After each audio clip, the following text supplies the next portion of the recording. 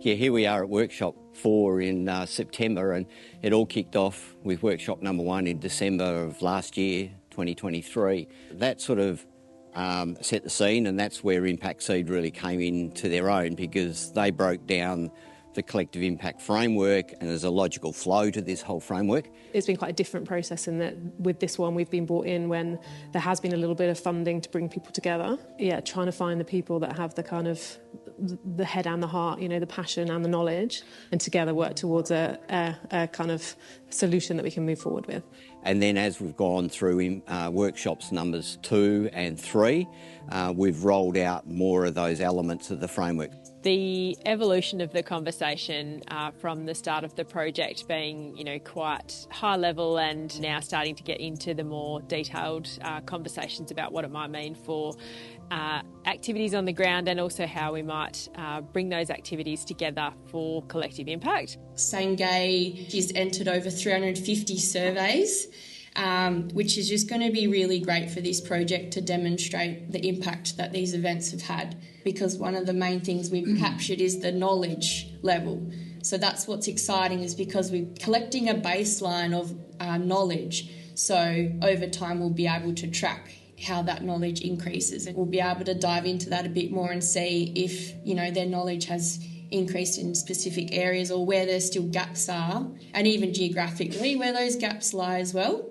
Effectively, what we have here today at workshop number 4 is the culmination of all of that previous work and the last couple of pieces of the framework. Through each workshop we've kind of built momentum, and people have started to trust each other more, get more open in the way that they talk. One of the best things for me has been around just really constructive conversations, really respectful conversations, which is difficult in a big group, but I think this group's been particularly good in terms of sharing their thoughts and opinions and being really honest and open. I like this workshop because it's giving me a sense of we can do things better. I feel that there's opportunity to move forward. In a way, you know, these vision processes can be really difficult, but, you know, I think we've come together with something that's pretty good already with just 4 workshops. So I think that's just testament of that everyone's really open to it all and getting involved in the whole process, which is good. I was able to bring my cultural values to caring for country or managing country to this project without feeling that it's out of place, where in traditional ag setting, there's not really people embracing cultural values in how we manage land. So I've really enjoyed the safe space and brave space to be able to have those conversations and bring in what's important to me as a Nyungar as well. Theory U really allows for the feeling, the sensing, the knowing, the deep listening, so therefore the spiritual and cultural values for a Nyungar to participate. This part, ecosystem, the bits you can see, the labels, the industry, health, logistics. This part, the ecosystem, the sensing, the knowing, deep listening, deep thinking. So ecosystem, we're head, heart and spirit, and some of you have heard myself and certainly Oral talk about Cart, Court and Wirrin, and Nyungar concepts of head, heart and spirit. That's the ecosystem awareness.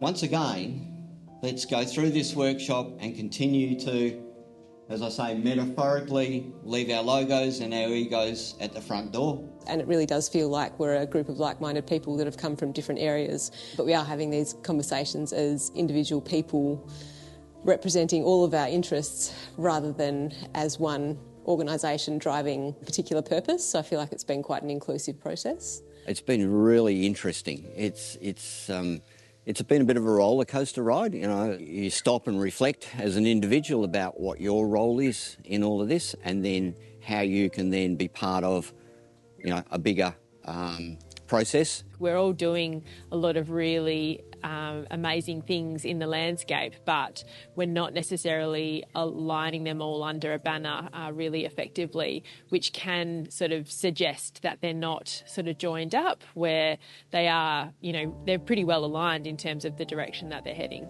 We could achieve really, really big things, you know, if we can convince, so whether it's the state government or it's philanthropic organisations, to really put some big money towards these sort of things. Because at the moment, you know, we get grant funding and it'll fund an innovative project or, you know, something that's a bit of breakthrough, but then they won't fund that again because it's in common knowledge. Whereas if what we really need is to have a fairly significant amount of funding going to the broader landscape to actually make change happen at a broad scale. We will be able to reimagine restoration and food production systems that are more inclusive, far more sustainable, and this is where the change will come from, is being brave enough to start the process.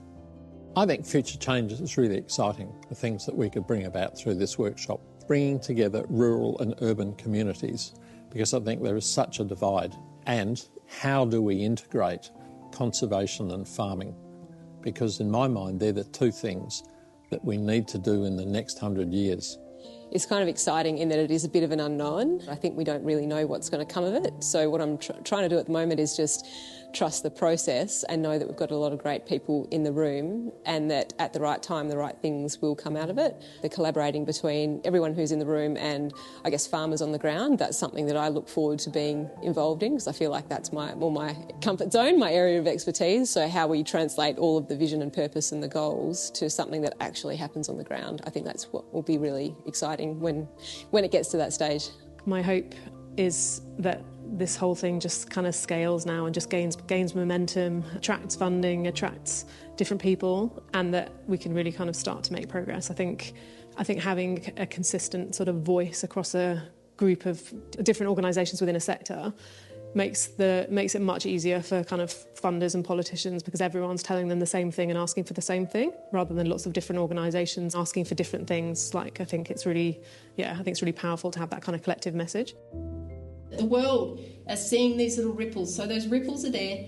We're the ripple in WA. I'm very proud of the work that we're doing. And I hope today that we can really practice on that head, heart and spirit thing, heart, court and wearing, and really try to work out this last phase as we go through our final workshop of where to from here. Last 2 consecutive Wednesdays in the Western Australia. Cost of living, food, and are farmers being included in the conversation? Are they happy? Where the impossible becomes maybe, probable, preferable policy funding. It can happen really quickly. Think about COVID. All that we had to go through happens really quickly when it's urgent. There is a quickening going on, and that's why I'm hopeful. The conversations are shifting, and they're blowing in this direction. Mark my words, there will be detractors along the way. There will be criticism and snide remarks from armchair experts. So we need to be confident that all of us as individual stakeholders has that determination to achieve and make collective fundamental change happen.